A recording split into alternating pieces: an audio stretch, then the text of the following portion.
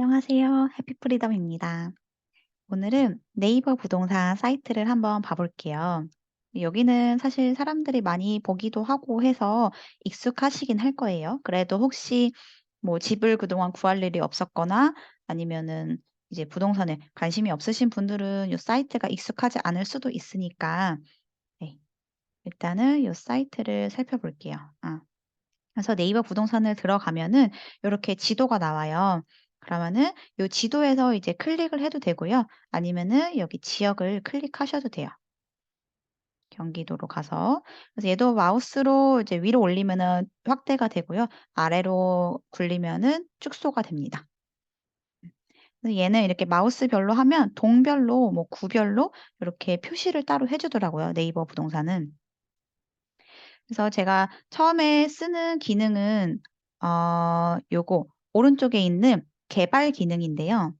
이렇게 보면 어떤 신도시라든지 아니면은 요런 교통 뭐 GTX라든지 이런 교통 개발 이 계획들이 나와요. 그래서 여기에 지금은 교통이 없지만 앞으로 어떤 게 들어올지 그런 거를 파악할 때 혹은 여기에 지금은 허허벌판이지만 나중에 어떤 택지 개발이든지 요런 게 들어올 수가 있잖아요. 음 요런 식으로 해서 뭐 도시개발구역 요런 지금은 허허벌판이지만 어떤 계획구역이 있다. 요런 게 이제 개발 탭에서 표시가 되어 가지고 네이버 부동산에서 네 고거 기능을 이용하는 편입니다. 그렇게 하나 기능 있고요. 그다음 이제 아파트 단지를 보게 되면 그전에 여기 위에 보면 탭들이 여러 개 많아요. 오피스텔도 있고 뭐 재건축, 재개발도 있고 그래서 만약에 내가 일단 개발 탭을 없애고 아파트 단지를 보려면 조금 더 확대해서 들어가야 되거든요.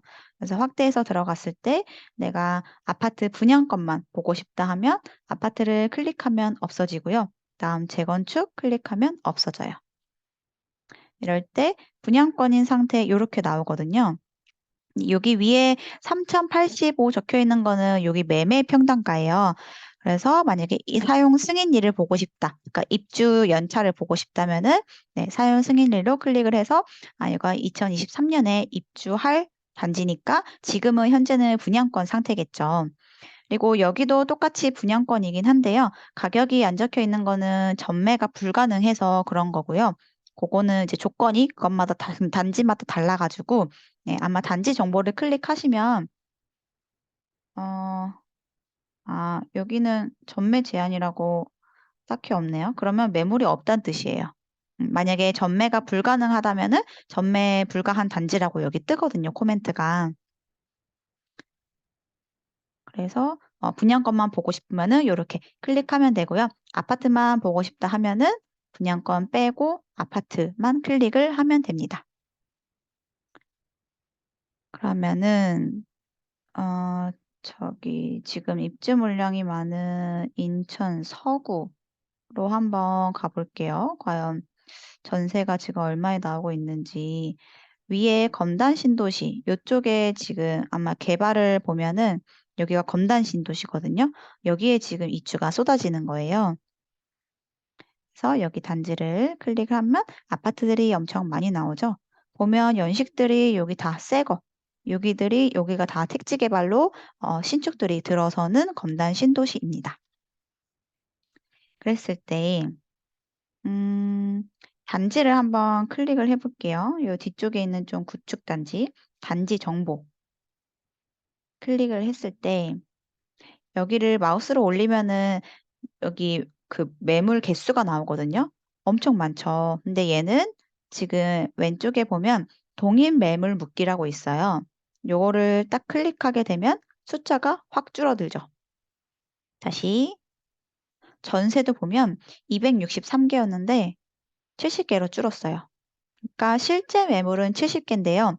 대충 한 매물당 평균적으로 그냥 부동산에 한 3-4 군데 내놨다고 보시면 돼요. 그래서 똑같은 매물 중복되지 않게 묶기 요거를 클릭하시면은 네. 그래서 전세는 70건, 매매는 175개 매물이 나와 있다. 그래서 기본적으로 단지 정보로 들어가면은 말 그대로 단지에 대한 정보가 나와 있는데요. 여기 기본적으로 아파트 이름, 뭐 세대수, 연식 요렇게 나와 있고요. 뭐 최근 실거래가 이렇게 나와 있고 오른쪽에 보면은 어 어떤 건폐율이라든지 용적률 요런 게 나와 있는데 제가 보는 거는 이제 평면도예요. 오른쪽 위쪽에 보면 평수를 바꾸는 게 있거든요. 우리는 보통 평형이 편하잖아요. 그래서 평수 보통 25평, 34평 제일 많이 있는.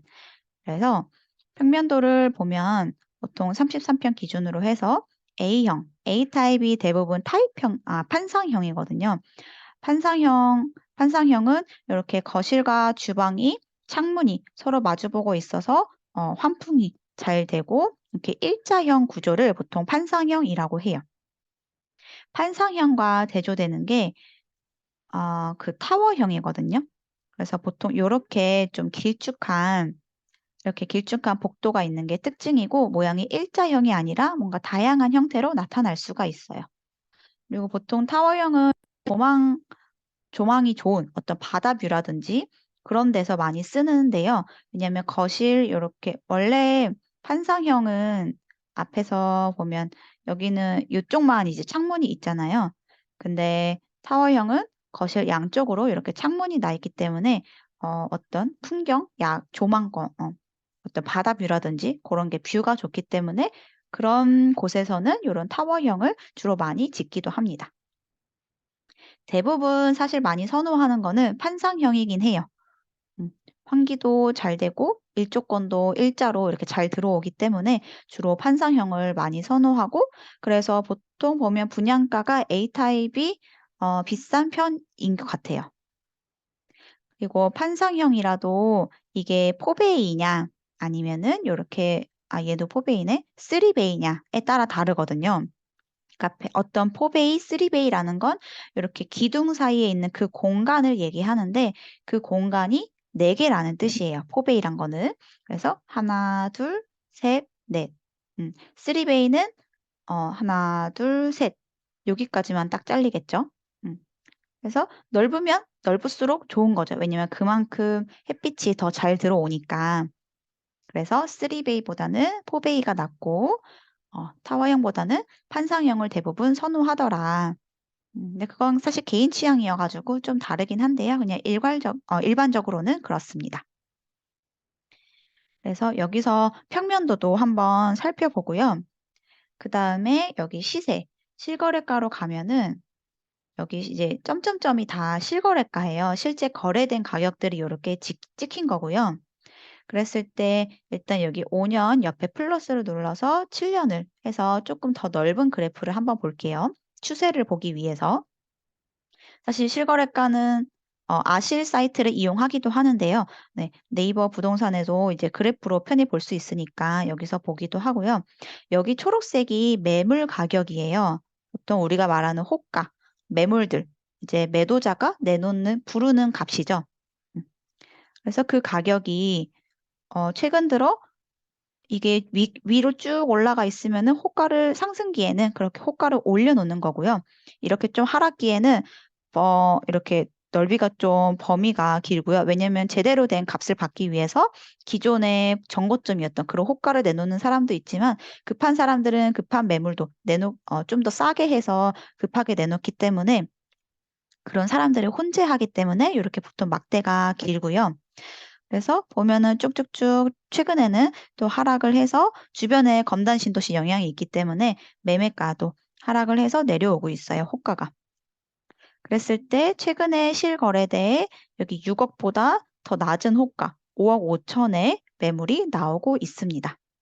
그래서 만약에 여기 5억 5천에서 금매가 거래가 됐다 하면은 그때 분위기가 좋아진다면은 그 금매들이 싹싹 사라지면서 이 초록색이 위로 쭉 올라가겠지만 당분간은 아마 입주 물량이 많을 거기 때문에 금매가 거래되면 그 금액보다 더 싸게 내놓거나 아니면 더 싸게 매수하려는 사람이 있을 거라서 아마 이 초록색 바가 더 내려올 수도 있을 것 같아요. 그렇게 해서 이 그래프를 통해서 요새 호가는 어떻게 뭐 내려놓고 있는지 아니면 호가를 올리고 있는지 그런 그래프와 함께 볼 수 있다는 장점이 있고요. 그리고 여기 왼쪽으로 가면은 실제 매물들을 볼 수 있어요. 근데 뭐 어떤 매물이 없는 상승기라든지 아니면 지금과 같은 급매가 나오는 그런 급매들이라든지 그런 거는 네이버 부동산에 안 올릴 수도 있어요. 왜냐면 굳이 올리지 않아도 팔리니까, 거래가 되니까. 그래서 어 일단은 네이버 부동산을 기준으로 해서 전반적으로 살펴볼 때는 이렇게 살펴보고요. 여기서 일단 면적을 좀 고정을 해 놓을게요. 33평 기준으로 오른쪽에 평을 누르고요. 34평을 다 클릭을 해 봐요. 클릭을 하고 다시 닫고 그다음 일단 매매만 볼 거라서 매매를 클릭하고요. 그다음 가격 순으로 하면 일단 낮은 가격 순으로 제일 싼 가격이 뭐냐? 5억 5천에 나와 있더라. 그러면 최근에는 얼마에 사람들이 내놓고 있을까? 최신순도 한번 살펴보기도 하거든요. 최근에 5억 9천 내놨고 5억 5천 이게 아까 최저 매물이었죠. 이 사람은 5억 5천에 최근에 내놨다. 최근에 아마 시세를 내린 건 아니구나. 최근에 아예 5억 5천으로 제일 싸게 내놨네요. 그럼 이게 거래가 되는지 안 되는지 거래가 된다면 그 정도 선에서 뭐 멈출 수도 있고요. 더 내려갈 수도 있고요. 이 5억 5천보다 급하면은 더 싸게 내놓는 매물도 있을 수가 있겠죠. 그래서 낮은 가격 순으로 최신 순으로 이렇게 한번 보고요. 매매뿐만 아니라 전세도 클릭을 하고 매매는 다시 없애고요. 전세도 가격 순으로 봐서 최저 3억까지 내려놓고 있더라. 음, 최근이나 뭐 최신 순으로 해도 최저가로 내놓고 있더라. 전세가 3억, 매물은 5억 5천 이렇게 나오고 있구나를 알 수가 있습니다. 어 그리고 요걸 다시 닫고요. 또 위에 보면 기능이 상세 매물 검색이 있어요. 요거를 플러스를 하면 요렇게 옆에 숫자가 뜹니다. 음. 요 숫자는 매물 숫자거든요. 근데 얘는 월세, 매매, 전세 다 합한 매물이어 가지고 보통은 볼 때 이제 전세 입주장 때 입주하는 단지 전세 매물이 잘 소화가 되는지 안 되는지 고거를 파악하기 위해서 요거를 쓰긴 하는데 저는 여기 거래 방식에서 전세를 클릭을 해요. 전세를 클릭하면은 아까보단 쪼끔 줄어들었어요. 보면은 지금 숫자가 제일 많은 게 요거거든요. 364. 자, 단지 정보 클릭을 해 보면 지금 입주하고 있는 단지라서 그래요. 전세 매물이 많은 게. 9월 달, 2달 전부터 입주를 시작했고요. 총 1,417 세대 중에서 지금 전세 매물이 364 개가 나와 있습니다. 물론 이것도 면적 따라 다르긴 하겠죠. 그리고 최저 1억 7천에서 최고 7억까지 나오고 있어요. 얘는 평형이 다양해서 제가 평형을 묶은 건 아니어서 아마 평형 높은 게 전세 7억에 나와 있을 텐데 어쨌든 최저 전세는 1억 7천. 이걸 만약에 33평을 고정을 해 놓고 낮은 가격 순으로 했을 때 그래도 최저가 1억 8천이네요. 어. 입주장 때는 1억 8천까지 진짜 어마무시하게 떨어지는구나. 안 그래도 입주 물량이 많은데 거기에 현재 입주를 겪고 있으니 음 1억 8천. 그러니 여기 1억 8천에 이렇게 깨끗한 신도시에 신축이 있는데 쪼끔 안쪽 일로 가면은 이제 구축밭에 거의 전세가 막 3-4억 하니까 반도 안 되는 거잖아요, 전셋값이. 그러니 여기로 전세를 고려할 만하죠. 네. 그래서 요게 이제 뭐 매달마다 체크를 하면서 이 매물 개수가 얼마나 줄어드는지 물론 이게 바로바로 반영이 안 될 수도 있어요. 왜냐면 계약을 하고 나서 실제로 잔금을 치는 날까지 좀 시간이 있기 때문에 계약이 되는 거는 뭐 빠른 2달 전 이때 될 수도 있어서 바로바로 반영은 안 되지만 어쨌든 그 추이 정도는 볼 수가 있다라는 거고요. 네. 그래서 보통 이제 네이버 부동산에서 매물을 많이 확인하긴 하는데 그 외에도 어떤 이런 개발 탭이라든지 아니면은 단지 정보에서 그 평면도를 비교한다든지 네.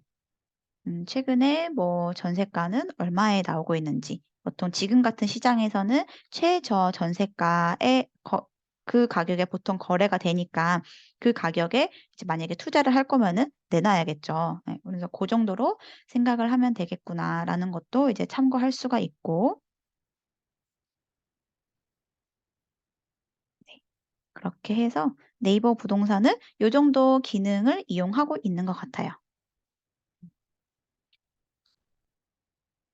그리고 하나 더 하면은 리치고란 사이트가 또 있거든요. 리치고 요거를 클릭을 하면 리치고에서는 저는 요거 기능 하나를 이용하는데요. 재개발인데 이렇게 또 여러 개가 많이 나와요. 그러면 단지 오른쪽을 클릭을 해서 단지를 없애면은 아파트 설명하는 게 없어지고요. 여기 세 번째 칸, 호재 칸을 제일 많이 이용하는데요. 호재를 클릭했을 때 뭐 재개발, 재건축, 리모델링, 택지 개발 여러 개가 나와요. 그중에서 재개발, 재건축, 리모델링 요 세 개를 클릭을 합니다. 음. 그랬을 때 요렇게 빨간색으로 얘는 표시가 돼요. 재개발인지 재건축인지 알려주거든요. 그럴 때 요 재개발을 클릭을 하면은 단계가 나와요. 근데 얘는 지금 시공사가 미정이라 그런데 만약에 시공사가 정해진 곳이라면 음 여기를 클릭을 해 보면은 시공사는 어디에서 건설을 하고 몇 세대가 지어질 거고 그래서 밑으로 내려가면은 현재 진행 상황, 현재 단계가 어느 단계인지까지 알려주고 있어요. 그래서 얘를 사실 일일이 찾으려면은 그 각 시청 홈페이지에 들어가 가지고 뭐 정비 사업 요런 거를 검색을 해서 일일이 찾아보게 되는데요. 이렇게 이 리치고 사이트를 이용하면은 그 지역 지도를 보면서 어디에 재개발, 재건축이 위치해 있는지도 파악을 할 수가 있고 그래서 바로 클릭을 했을 때 몇 세대가 지어지는지 지금 현재 단계가 어떤지 물론 세대적으로 구체적으로 이제 확인하기 위해서는 개별로 이제 더 자세히 알아보긴 해야겠지만 어쨌든 빠르게 그 지역을 훑을 때는 이게 간단하고 편하더라고요. 물론 그 재개발 구역에 대해서는 아실이란 사이트에서도 보긴 했지만 거기서는 사실 정확한 어떤 정보에 대해서 나와 있진 않더라고요. 그래서 어떤 단계인지 몇 세대를 뭐 어떤 시공사에서 건설하는지 그 정보를 그냥 빨리 알고 싶을 때 저는 요 리치고란 사이트를 이용합니다. 그렇게 해서 거의 카카오 맵부터 해 가지고 뭐 호갱노노, 아실 요런 여러 사이트들을 이제 얘기를 해 봤어요. 사이트가 엄청 많죠. 근데 사실 각 사이트마다 이용하는 기능이 몇 개 정해져 있는 것 같아요. 음. 너무 많은 기능이 있어도 그 기능을 내가 활용을 잘 할 줄 알아야 그게 또 도움이 되는 거니까 기능이 많다고 또 좋은 게 아니잖아요. 그거를 어떻게 잘 활용하느냐에 따라 다른 거고 제가 그 사이트마다 설명드린 기능은 각 겹치는 게 아마 없을 거예요, 대부분. 그래서 제가 주로 이용하는 각 사이트의 기능들에 대해서 한번 말을 해 봤습니다. 네. 오늘도 영상 봐주셔서 감사합니다. 다음에 또 만나요.